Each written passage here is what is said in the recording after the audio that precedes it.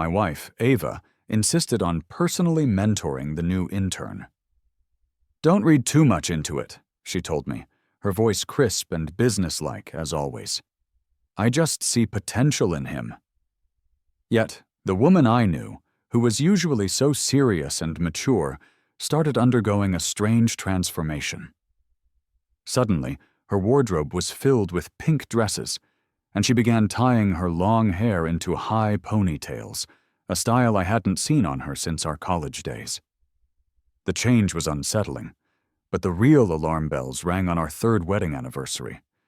She vanished with the intern, Dylan, for a full 48 hours.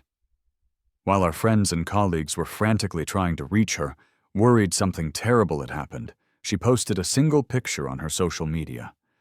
It was her on a carousel of all things, holding a giant stick of pink cotton candy. The caption read, "Found pure happiness here, because of you." In that moment, because of her, our company lost a multi-million-dollar project. And I lost my wife. A week later, I slipped the divorce papers inside Dylan's promotion report and placed the folder on her desk. Without even glancing at the contents, she signed her name with a flourish. "With Dylan's abilities, he could easily be a vice president," she commented, pushing the folder back toward me. I calmly placed my own resignation application on top of it. "I agree," I said, my voice even. "So I'm stepping down." Ava and I had always kept our finances separate. We were both independently successful before we even started the company together. In the divorce agreement, the only shared asset I mentioned was our marital home. I had intended to have a final, proper conversation with her at home later that day, but Dylan showed up at the worst possible time. He walked into my office without knocking, a wide, confident grin on his face. "Leo, HR said you wanted to discuss my promotion with me." HR was, of course, torn between Ava, the CEO, and me, the VP. I didn't give him a hard time, not like I had in the past when his clingy, suspicious behavior around Ava first started. I simply took the promotion report from his hands. "It's all set. You can go." Dylan, however, made himself comfortable, plopping down on the plush couch in my office. "This office is sure big, Leo," he said, tapping the leather backrest. "Don't you think it won't be long before I'm working here too?" His confidence was grating, as if he was already measuring the drapes for his new domain. I ignored him and picked up my office phone, dialing security directly. "Send 2 people to my office. There's an individual here who is refusing to leave." Dylan noticed I wasn't going to engage with him, to give him the dramatic scene he so clearly craved. His expression shifted subtly, a flicker of annoyance crossing his features before he put the cheeky smirk back on. "Is that all the patience you've got, Leo? You call security just because I sat down? Ava is going to be upset when she hears about this." I didn't bother responding. Since he'd joined the company 6 months ago, Dylan's attention had been entirely focused on Ava, and he had done virtually no real work. To everyone else, he played the part of the innocent, wide-eyed newcomer, and he seemed to derive a special pleasure from provoking me. Though Ava and I had kept our marriage a secret from the staff to maintain professionalism, there were small moments over the years that hinted at our connection. But 8 years of subtle partnership couldn't compete with Ava's blatant favoritism toward Dylan. Within months, colleagues were already whispering about them, speculating that they were the company's new power couple. Luckily for my sanity, I had stopped caring. When security arrived, they faltered at the doorway, their professional demeanor crumbling when they saw it was Dylan lounging on my couch. He was just a mediocre intern, but the confidence Ava had instilled in him made everyone afraid to cross him. "Mr. Leo," one of them began hesitantly, "is there some kind of misunderstanding here?" I looked at the 2 timid guards and spoke in a stern, measured voice. "Can you not even figure out your duties? Have you thrown the company rulebook out the window?" Dylan, meanwhile, was as relaxed as ever. "Leo's got authority issues. It's nothing new. he said to the guards, as if I wasn't even there. Ava said once I'm in charge, things will change. Everyone just needs to hang in there a bit longer. His brazen challenge made the two security guards lower their heads, clearly wanting to avoid the mess between us. They misunderstood the situation. Even if I was out of favor with the CEO, I was still the company's second in command. I took off my glasses and polished them slowly. I see the issue, I said calmly. I'll have HR reevaluate the security department's value to this company tomorrow morning. Hearing this, the two officers started sweating. Dylan's grin finally faltered. He clearly hadn't expected such a firm response from me. Seeing no other option, he stood up and left, muttering something about covering for the guards' sake. Once he was gone and my office was quiet again, I took a moment to compose myself before heading to Ava's office. She looked up from her computer, her expression cold. "What's up?"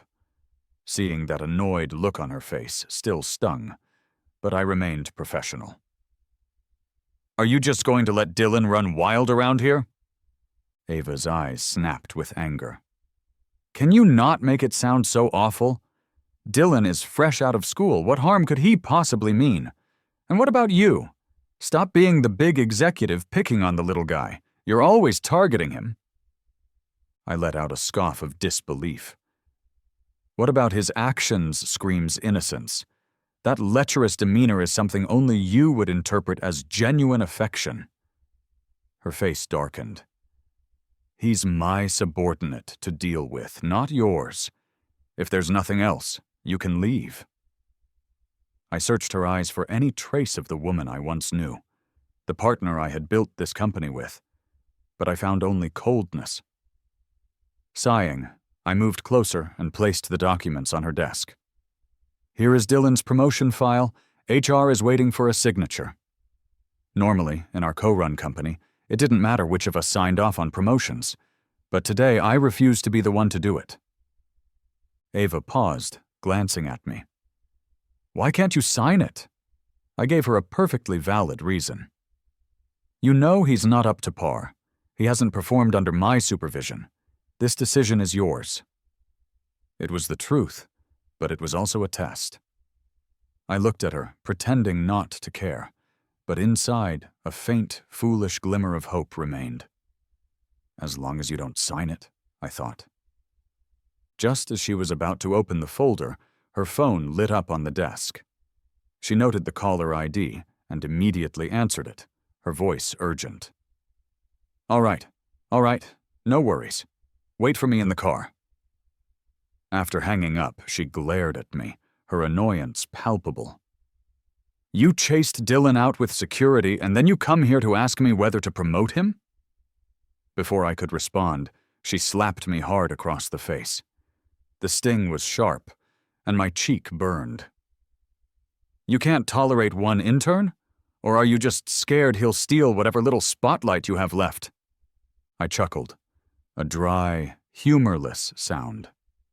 Every complaint Dylan made to her, she took as gospel. She never cared if I was following protocol or not. She always sided with him. I had been in the corporate world long enough to know how to handle a punk like him. The more I tried to address his behavior professionally, the more she resented me. The weaker I appeared, the more justified she felt in her defense of him. My heart filled with a bitter resignation I had nowhere to vent, so I chose silence. Her chest was heaving with anger. She grabbed her purse, ready to leave. I softly called out to her. "You should sign this first so HR can process his regularization." Ava's eyes were full of irritation. She snatched a pen from her desk, quickly scribbled her name, and hurried out of the office. I gave a self-mocking smile. If she had spared even a single glance, she would have seen the divorce agreement tucked just beneath the application form. But whenever Dylan was involved, she seemed to lose all reason, transforming into someone I didn't recognize. Ava and I had been brought together by our parents, a union of convenience and business synergy. From the very beginning, it lacked a foundation of genuine love. I had pursued her in college, but she never gave me a response. Years later, we became work partners, our skills complementing each other perfectly. 3 years after we founded the company, she brought up her parents' constant pressure about her settling down. She asked if I'd be willing to marry her. A quick solution to silence the gossip. So we skipped the dating phase entirely and dove straight into marriage. I had always believed that as a career-driven woman, she was naturally indifferent, valuing her work above all else. Then, I stumbled upon her diary by accident.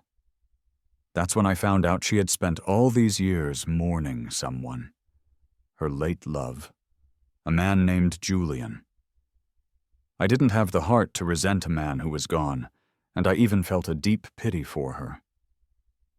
Then Dylan came along, and he bore a striking resemblance to Julian. His arrival turned our composed, self-restrained CEO into a complete mess.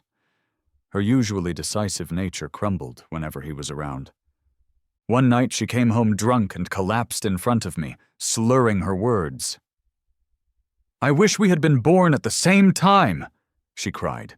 "I hate that we weren't. Why was I so impulsive to get married in the first place?" Seeing her blurry eyes and tear-streaked face felt like a dagger twisting in my heart. I once believed that even without passionate love at the start, our marriage was a good example of affection developing over time. But Dylan's arrival had turned our 5-year partnership into a mistake born from impulse. I smiled bitterly, wanting to argue, but felt as if something was choking my throat. "So you really regret being with me?" I couldn't help but ask. "What do these 5 years mean to you, then?" She just gave a dreamy, distant smile, looking far away as if seeing something only she could. I feel so old now. Standing next to him, it feels like we're from different worlds. How could I ever be worthy of him? She didn't realize that those words completely extinguished the last spark of hope I had been clinging to. That's when I understood I was the discarded past, and that explaining our 5 years together to me was, in her mind, a waste of breath. I never brought up her drunken confessions again. To drink to that point, given her usual tolerance, was clearly intentional. Who knew how tangled her emotions truly were? I had been a coward, convincing myself to ignore it all. As long as she stayed by my side, as long as the company ran smoothly, I could busy myself with work and not think about their ambiguous interactions or listen to the whispers from our colleagues. But they became increasingly arrogant. At company events, they would openly exchange glances. They started attending major business conferences together, leaving little space for me, her husband. The final straw was our 5-year anniversary. Despite her promise to be there for our dinner reservation, she was absent. She disappeared for 48 hours, not answering her phone or responding to any of my messages. I was so worried I started searching everywhere, my mind racing with terrible possibilities. Coincidentally, a major client we had been courting wanted to meet with the company's head. Her failure to show up left me angry and disappointed. We knew this client's corporate culture. A meeting with the CEO was almost a guaranteed contract. This deal was crucial, meant to patch up financial gaps caused by some of her recent missteps. But Ava, usually so reliable, was unreachable. The client, feeling slighted, turned to our biggest competitor. In the grand scheme of things, it seemed like a minor issue, but just as I was about to file a missing persons report, I saw her post on social media. She was fine. It was that obnoxious photo of her on the carousel, wearing a childish pink skirt, holding cotton candy she never liked. "Found pure joy in this happy place because you're here," the post read. When she finally returned, I had barely slept for 2 days. "Where did you go? And with whom?" I asked, my voice heavy with exhaustion. She immediately turned the blame on me. "I just went to meet a friend. Why did you blow up my phone like a maniac? A meeting that required disappearing with an intern?" In that instant, I felt something inside me break. The hope, the love, the affection I had held for her, it all vanished, blown away like a candle flame in a storm, leaving behind nothing but cold ash. I didn't say another word. Holding the signed divorce papers, I felt an unexpected sense of relief. I pulled out my phone and called Mr. Harrison, a business giant who had once offered me a lucrative job. "Mr. Harrison," I said, "you mentioned needing a head for your overseas branch. Is that offer still on the table?" He was delighted to hear from me. "Leo, you're willing to join us? That's fantastic. Your skills in business development and management are top-notch. Just say the word, and I'll make the arrangements. You'll get better compensation, too. If Ava won't let you go, I'll personally talk to her. How does that sound?"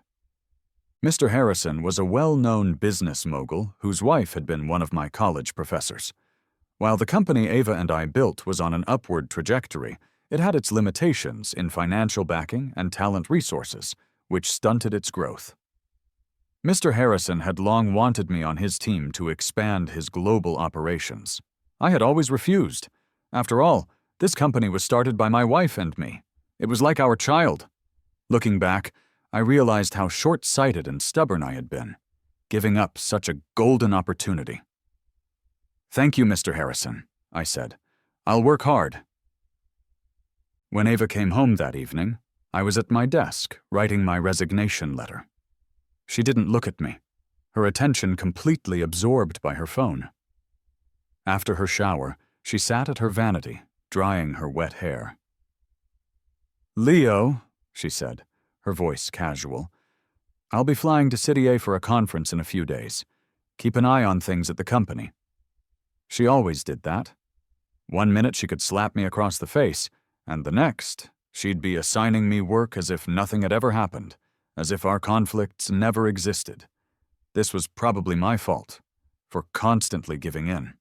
Our relationship had become so fragile that I was afraid it would shatter without warning. I could only pretend not to care and go along with it, again and again. But now, it seemed that forcing those conflicts aside no longer worked. When she finished drying her hair, she came over to the bed and leaned down to kiss me. I instinctively turned my head to the side, and her lips landed on my chin. We were both a bit surprised by the action. Usually I was the one who initiated any affection between us. Tonight she made the move, and I had dodged it. I closed my laptop and said softly, "Let's get some sleep. It's late." Ava frowned slightly. "What's wrong?" I coughed dismissively. "I think I'm coming down with a cold. I don't want to pass it to you." Ava didn't seem to doubt it and changed the subject. "Mr. Sterling from the Sunrise Group wants to have dinner this Friday. Come with me." I didn't look at her. "Okay." We didn't often attend business dinners together as a couple. We did it to maintain a professional appearance, but also because we had different social styles. Going solo often played to our individual strengths better, securing more benefits for the company. For these kinds of dinners, she usually just took her secretary. However, her once highly competent secretary had been fired by her for offending Dylan. And Dylan, who was all show and no substance, was terrible with people and couldn't handle his liquor. He was of no help in these situations. No wonder she wanted me to come. After turning off the lights, we lay in bed, a silent, cavernous space between us. The next day I met up with some good friends for drinks, a sort of farewell gathering, though I didn't spell it out for them. They could only guess something was wrong, assuming it was about a failed romance. As we were laughing and sharing stories, I saw Ava and Dylan leaving the same restaurant. My friends knew we were a couple, and the mood at our table instantly soured. Ava's expression was a bit awkward. She didn't want Dylan to know she was married, and she certainly didn't want him to realize I was her husband. "What are you doing here?" she asked, her tone attempting casualness. "As you can see, hanging out with friends," I answered calmly. My buddies, feeling indignant on my behalf, started to tease them with a hint of spite. "Hey, isn't this Ava's little sidekick? You really have to stick that close, even after work?" one of them called out. "Seems like this personal assistant is quite dedicated." Ava's face darkened. She glared at me before retorting, "If you're drunk, just go home. Don't make such low-level jokes." Dylan hurriedly tried to explain, "You've misunderstood. We're just learning about business from Miss Ava. It's purely work-related." The chance encounter was unpleasant for everyone. Ava was eager to leave, but one of my friends stood up and blocked her path. "Ava, Leo here isn't doing so well today. He's had quite a bit to drink and can't get home by himself. Why don't you give him a ride?" As soon as he said that, Dylan turned his head, his expression a mixture of puzzlement and annoyance. "Sir, if he's drunk, just call him a cab. Why should Ava have to drive him?" Anyone could see how Dylan felt about Ava, and he was no exception. He was openly hostile towards any man who got too close to her. One of my friends was so angry he was about to get up and hit him. Ava quickly stepped between them. "You dare touch him? Just try it!" Her fiercely protective stance made my friend's blood boil. Pointing at her, one of them yelled, "Ava, you better not push it. Tell this pretty boy right now what you and Leo really are." Ava's face turned cold as she glared at him. "It's none of your business. You have no right to interfere." Dylan, standing behind her, slightly raised his chin, that arrogant and provocative look a familiar sight. But in that moment, it was like gasoline on a fire. My friend almost lost control. Just as he was about to lunge, I put a hand on his shoulder. Then I smiled at Ava. "My friend is just drunk. You can go." Ava breathed a sigh of relief, eager to escape. Yet Dylan pushed further. "Ava, what did he mean by your relationship with Leo?" Her eyes showed a hint of panic. I felt a strange mix of helplessness and amusement. Breaking the awkward silence, I said, "Ava and I were college classmates. We've been friends for years." Dylan looked at me with doubt, wanting to ask more, but he saw the unhappy look on Ava's face and dared not dig deeper. Ava shot me a confused look, then quickly turned and left with him. My wife, in front of all my friends, left with another man, and I had to be the one to stand up and say we were just friends. How sad. How funny. There was nothing more to say. We drowned the rest of the evening in liquor. It was past midnight when I got home. Not wanting to disturb Ava, I slept in the study. The next day at work, I saw her at the office. She was sitting on the couch in my office, as if she had been waiting for me. I thought she wanted to talk about last night, but instead she surprised me. "I missed our anniversary last week. I know you were upset. Let's leave early today and make up for it." I didn't expect that, and almost felt it was unnecessary, but I didn't want to deal with her cold shoulder all day. It's hard to focus at work like that. "Let's go to that French restaurant nearby," I suggested quickly. I knew she loved French food, so I just went with it. Honestly, I wasn't too upset about the anniversary being missed. Even before Dylan, she had always been half-hearted about it, either not celebrating at all or bailing at the last minute. She had chosen the day we got our marriage license to fall on the anniversary of Julian's death. Who would have thought? Before we left work, I brought Ava Dylan's job transfer form to review. The position field was blank. "You should fill it in yourself to make it official and avoid any disputes," I told her. HR and I weren't sure what suitable role we could give to someone who isn't even fully qualified. It was up to her to decide. Without a moment's hesitation, she wrote, "Vice President," and signed on the next page. I reminded her to do it in duplicate, one for the employee and one for HR records. She signed the second copy right away. As I filed the documents, I felt a bit dazed. I had once tricked her into signing a resignation form the exact same way, and she had never noticed. To keep things from looking suspicious, we left the office at different times. At the restaurant, Ava actually seemed to be making an effort. She adjusted her dress slightly as she sat down and started a conversation. "I tried this place with a client once and fell in love with it. The meals were served course by course. She pushed her favorite seafood soup towards me. "This French seafood soup is really authentic. You should try it." We didn't usually relax like this. If she had shown me this much attention before, I would have been overjoyed. But now, I just quietly stared at the shellfish in the soup, which I'm allergic to. I didn't touch it. Noticing my lack of enthusiasm, she was a bit annoyed.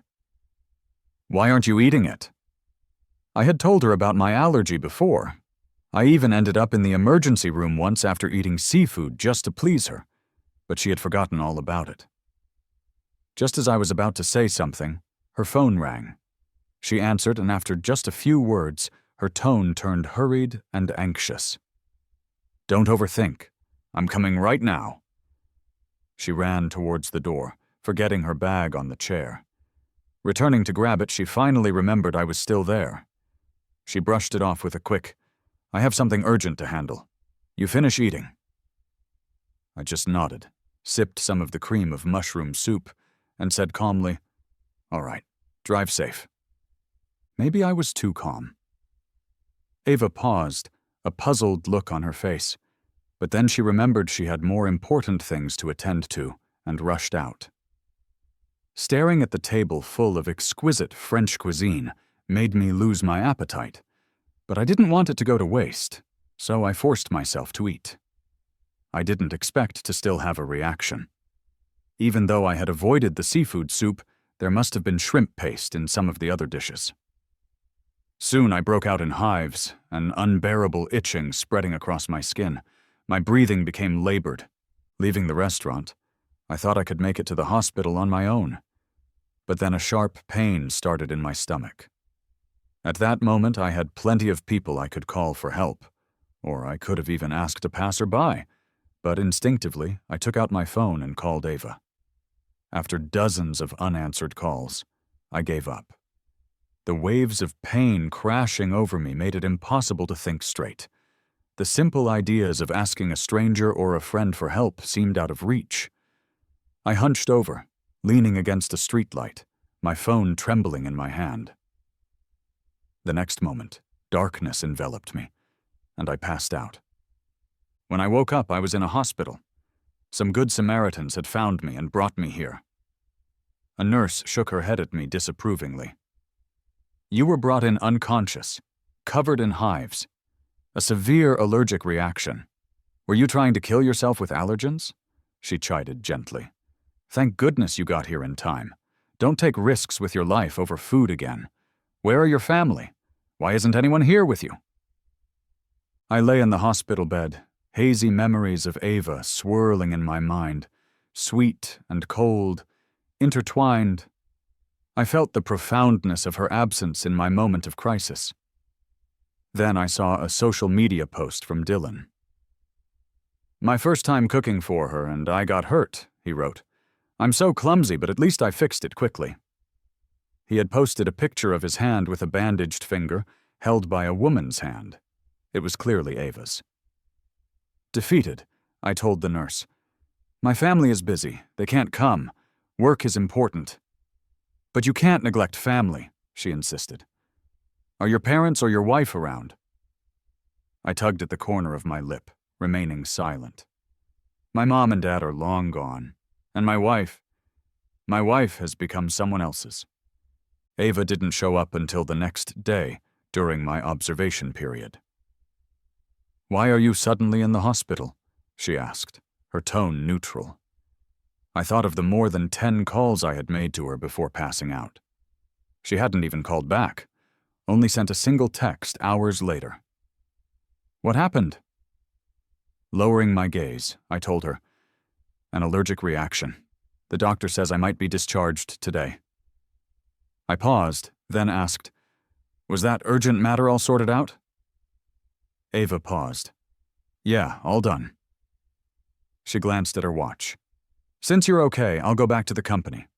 Let me know when you're discharged. I'll pick you up. Don't forget we're meeting Mr. Sterling from Sunrise tonight." I wanted to say no, but Ava left before I could. Leave it to her to get every last bit of use out of me. Later that afternoon, the nurse told me I could be discharged. I picked up my phone to call Ava. "Leo, I'm busy here," she said the moment she answered. "I can't get away. And no need for you to check in on the meeting with Mr. Sterling either." Before I could get a word out, I heard Dylan's voice in the background. "Ava, are the cupcakes good? After you finish those, you will have to take me out." I felt a wave of nausea. It turns out she was too busy flirting with Dylan to pick me up. Fine. It wasn't like I was in any shape to face a client anyway. If Dylan was what she wanted, more power to him. I didn't call her out on it. I just called a ride-sharing service to take me home. My visa was sorted for the following Monday, so I booked a one-way flight for Tuesday. Coincidentally, Ava was supposed to fly to City A for her meeting on the same day. When I first thought about leaving, I began gradually handing my work over to my assistant, Chloe.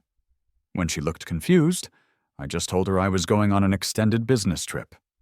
She took over everything with dedication, ensuring a smooth transition. The night before I was set to leave, Ava happened to be unpacking from a short trip and saw that my side of the closet was empty. She seemed puzzled. "Where are all your clothes?" I hadn't thought of a reason yet when she noticed the large suitcase by the door. Realizing something, she asked, "Are you going somewhere?" To avoid drama, I went along with it. "There's an issue with the project in the States. I need to be away for about a week." Ava didn't seem to understand. "You need to take all your clothes for a week?" I nodded. "If things don't get sorted out quickly, who knows how long I'll be gone." She seemed unconcerned. She was never too invested in my specific projects, as long as they were profitable. "What about the company?" she asked. I reassured her that everything was set. She nodded. There was an odd silence in the air, and the distance between us seemed to stretch even further in that moment. "I'll be leaving for City A tomorrow evening," she offered. "I can drop you at the airport first." To keep things simple and avoid revealing too much, I agreed. The next morning, Ava drove me to the airport. The conversation was sporadic. I used to cling to her, chatting endlessly on our drives. Now she asked a question, and I would give a one-word answer. During this tense, quiet atmosphere, she suddenly got a call. After she hung up, she turned to me. "Something's come up at work. I need to head back. Can I just drop you at the next intersection? You can catch a cab from there." I stared out the window, a bitter taste in my mouth, but kept my tone light. Sure. If she knew this drive to the airport was our last time together, would she regret running off at Dylan's call? While waiting at my gate, someone shared a video in our company's group chat. I clicked on it. In the video, Dylan was surrounded by colleagues. Ava brought a big cake over, and everyone cheered. Then they started goofing around, and Dylan smeared cream on Ava's face. Instead of getting mad, she laughed, a genuine, happy laugh I hadn't seen in years. "Wow, Dylan's 22nd birthday is quite the celebration," one message read. "He's a lucky guy. Ava's pulling out all the stops." So this was the urgent matter that made her ditch me on the side of the road. I couldn't help but chuckle. She didn't really have to lie. Once it was time, I shut off my phone and boarded the plane. From now on, I would begin a new chapter. Ava returned from her trip 2 days later to find our bedroom eerily silent. Scenes of me chatting away at home started replaying in her mind, and an indescribable emptiness washed over her. She suddenly realized she hadn't contacted me since I'd left. She dialed my number, but only heard the automated message. "The number you have dialed is unavailable. Please try again later." Her brows furrowed. She sent me a message. "Leo, what's this about?" Feeling frustrated with no reply, she noticed that all my things seemed to be gone. Even though I had only taken one suitcase, it looked as if I had moved out completely. Anxiety began to creep in. At work the next day, the receptionist handed her a large envelope. Before she could open it, the head of HR walked in. "Ava, you're back. Here's a report on recent company personnel changes for your approval." Ava nodded. Go on. Dylan was officially appointed VP last week, HR began. But without your direct guidance, the department heads have struggled with his directives. Got it, Ava interrupted. I'll mentor him. He has potential. What else? Chloe is now under Dylan's supervision. Wait, Ava said. Isn't Chloe Leo's secretary? Who rearranged this without consulting me?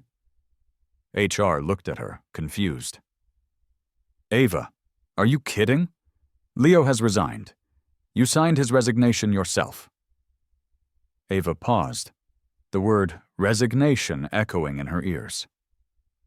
She finally tore open the envelope in her hands and pulled out a divorce agreement. My work overseas was going well. For 3 months, I deliberately ignored everything happening back home, adjusting to my new rhythm. Even my friends didn't hear from me much. One day, a friend called and told me that Ava was furious and hadn't been able to eat for days after seeing the divorce papers. She claimed she didn't remember signing them. Yeah, right, my friend joked, as if she wasn't ready for the divorce. She had threatened the HR department for letting me go, but my resignation had her signature on it. Everything was in order. I just laughed it off. I had used some strategy to exit quickly, sure, but I hadn't harmed her in any way. As for the marital home, I had proposed a fair 50/50ths split with no further claims. As for my job, she had already promoted Dylan to VP. It seemed like she didn't need me anymore. Maybe she just couldn't believe that I was the one who had actually asked for a divorce. This woman, who had always been so proud, reached out to everyone she could, saying she would look for me everywhere until she found me. I used to love her so much, taking care of her with everything I had. I guess she just got used to it. That's why it took her so long to notice that something was off with me. For the past 6 months, she thought I was just jealous of Dylan and intentionally giving him a hard time. How many cold shoulders did I get from her because of that? She had no clue about the messes Dylan was making. I had been quietly cleaning up after him, fixing the problems he caused for the company, and she remained oblivious. After I quit, I heard that Chloe had also gotten fed up with Dylan's antics and left. Before she did, she exposed that Dylan had made a huge mistake, accidentally sending the cost price list for our company's main products to our competitors. The shareholders' group chat blew up, forcing Ava to take the heat for it. But because I had used my contacts and negotiation skills to flip the situation before I left, they had managed to avoid a price war. I had even created a detailed and forward-thinking marketing plan for the product before my departure, so there wasn't much they could say. I never brought this up with Ava because I didn't want to add to her pressure. She was the one who brought him in, and such a rookie mistake would surely get her backlash from the company veterans. Later, I thought about telling her, but then I felt it wasn't necessary. If she was so keen on this guy, let him stay. There was no point in me getting involved. During a video call, I did a quick online work report with Mr. Harrison. It turned out that Ava was still asking around and had somehow gotten to him. She kept pestering him, asking when I would be back. Mr. Harrison told her what I had told him before. If things were going well at the branch, I had no plans to come back before retirement. After hearing that, she was stunned. "Leo, what's going on with you two?" John asked me later. She also wanted him to tell me that she absolutely did not agree to the divorce. Knowing Mr. Harrison hadn't told Ava my exact whereabouts was a relief, though I knew Ava's stubborn nature. She wouldn't just let us be separated for a year or two. She would come around and sign the papers eventually. The overseas company was just getting on track, and I couldn't leave. I searched for Ava's icon in my chat list. I had set her to Do Not Disturb and hadn't checked her messages. When I finally opened the chat, it was full of messages. She had never been such a nag before. "Leo, why did you lie about the divorce? You coward, say it to my face. If you keep being this stubborn, I'll really be mad." All of it was just her demanding I go back and explain myself. But hadn't I already? Besides the divorce agreement, I had also sent her a small voice recorder. On the few occasions she had gotten drunk, I had recorded her professing her feelings for Dylan. I had wanted her to feel some guilt towards me. Now I just wanted her to see herself clearly, so she wouldn't waste any more time on this half-hearted marriage. I didn't have to cater to her feelings anymore. I didn't have to worry about what I could or couldn't say. No more stressing over her crazy antics to look young and how they might affect her health. Her heart wasn't in the best shape, and I used to advise her to take it easy when she joined Dylan for bungee jumping, rock climbing, and surfing. I would just get yelled at for not understanding her passions. Now I was done worrying. Feeling good, this little episode aside, things returned to normal. But Ava, back home, had started harassing my friends. Since they didn't know where I was, she used public opinion against them, painting herself as a wronged woman and claiming they were covering for a jerk, pushing them into the spotlight. The internet was suddenly full of outrage against me and my friends. It was laughable, really. She had insisted on a hidden marriage for 5 years, and now, to avoid a divorce, she was making it public. Why? What was wrong with keeping both the marriage and the divorce under wraps? Not wanting to drag my friends into this any further, I booked a flight back home. Ava wasn't dressing up in youthful clothes anymore. Her usual work attire looked loose on her. She had lost some weight. When I saw her at the cafe, I got straight to the point. "If we can get this over with quickly, I don't need the house. I'm okay starting fresh. I'm not hurting for money." Ava paused while sipping her coffee. She looked at me and said, "I don't want a divorce." I laughed. "Come on. It wasn't easy for me to come back.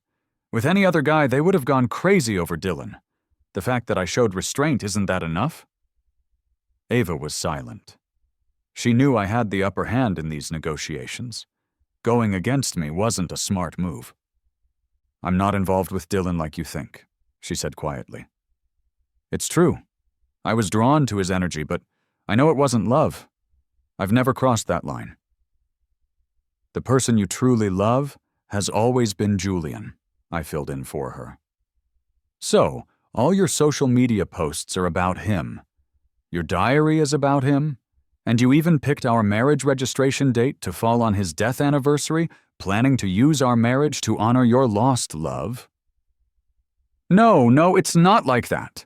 My parents saw me dwelling on him again that year and were pressuring me. I just picked that day by coincidence. You have to believe me." "I do," I said plainly. "And then you still fell for Dylan."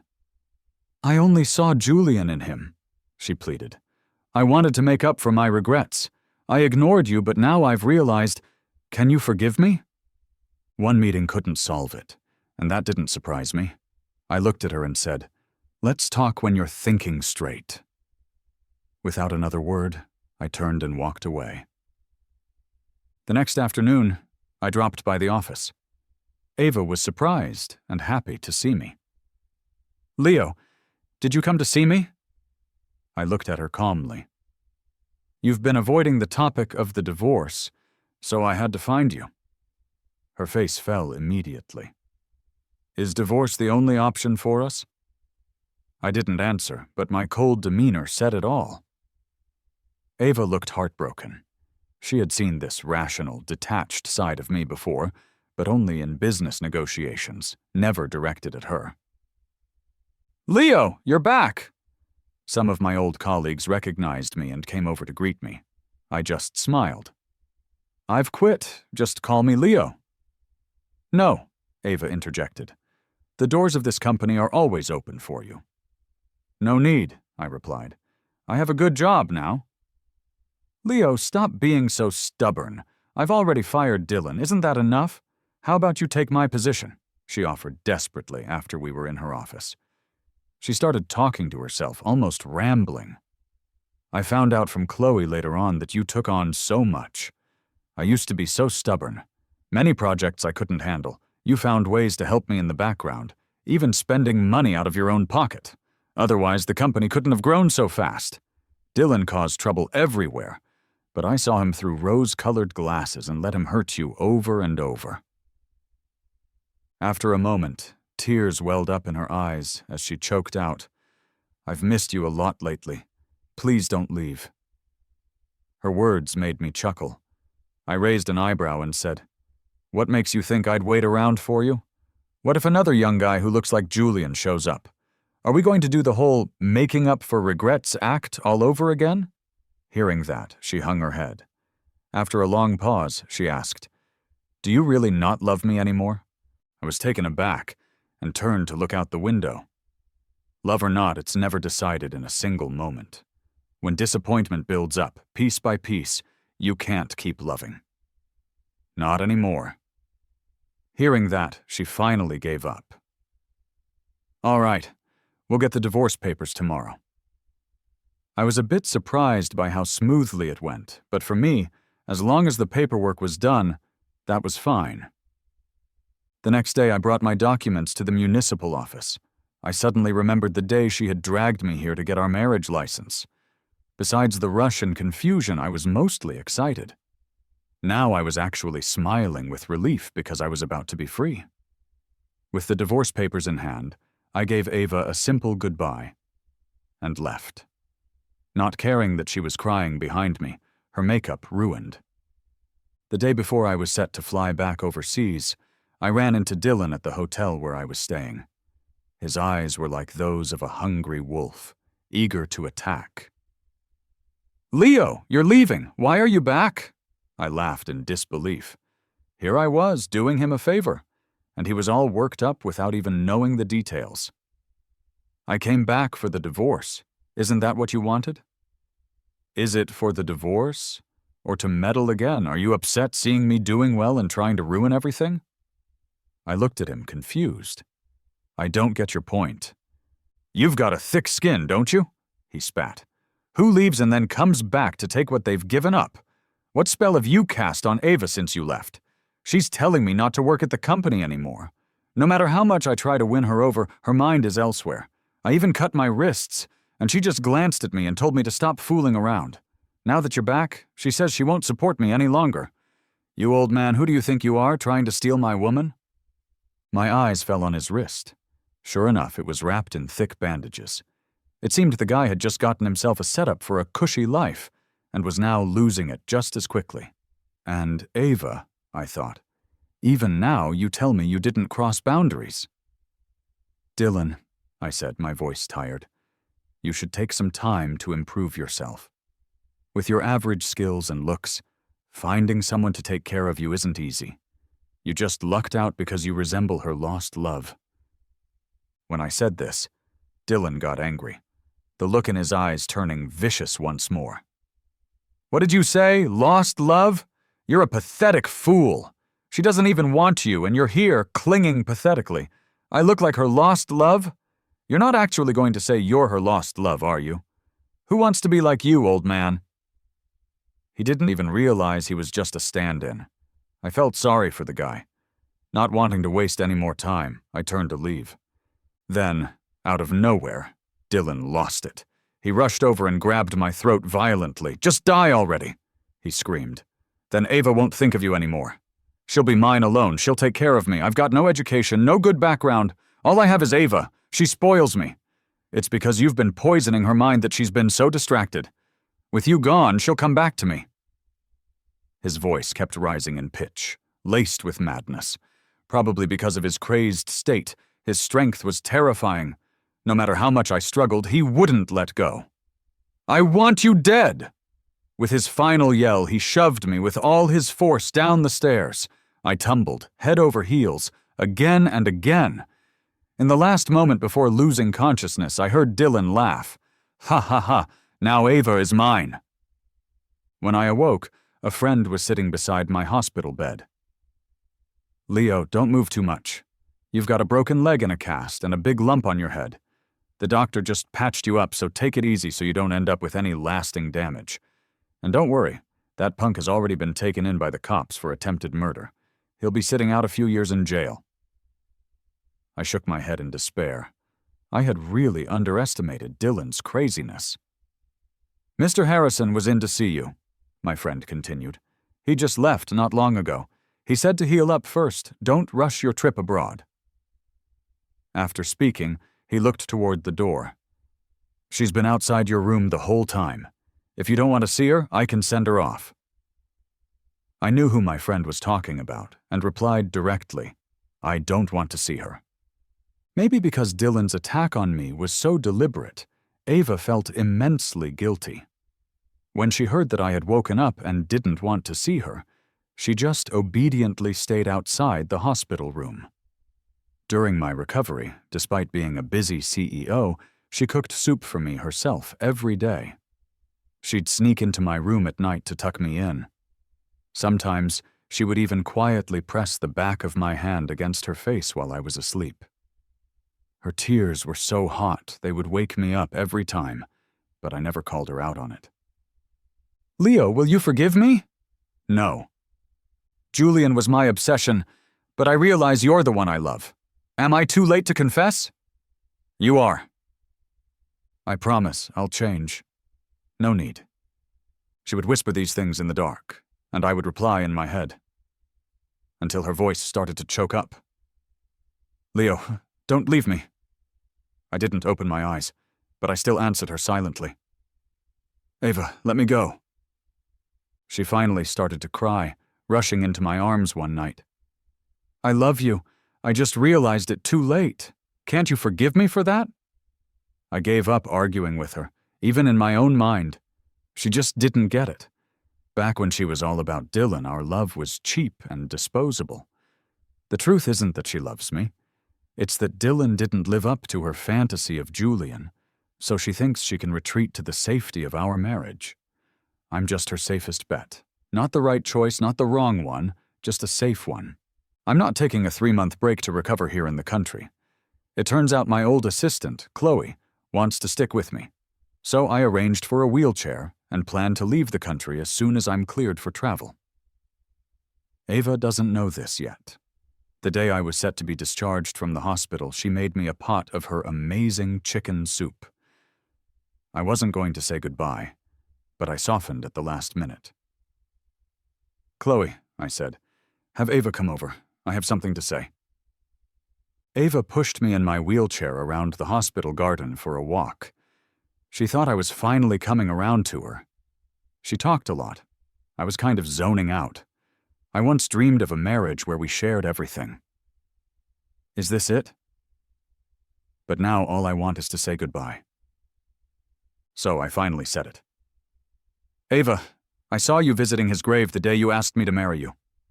She froze. I smiled faintly. "I saw your teary eyes and I said yes, thinking I could warm your heart. I guess I was wrong." Ava choked back tears.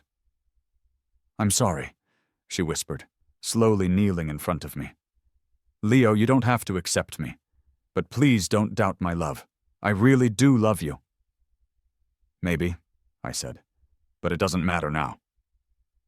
She seemed to understand that this was our last meeting. With a sad smile, she asked, "Anything else?" "One more thing," I said, looking at her one last time. "Ava, never again.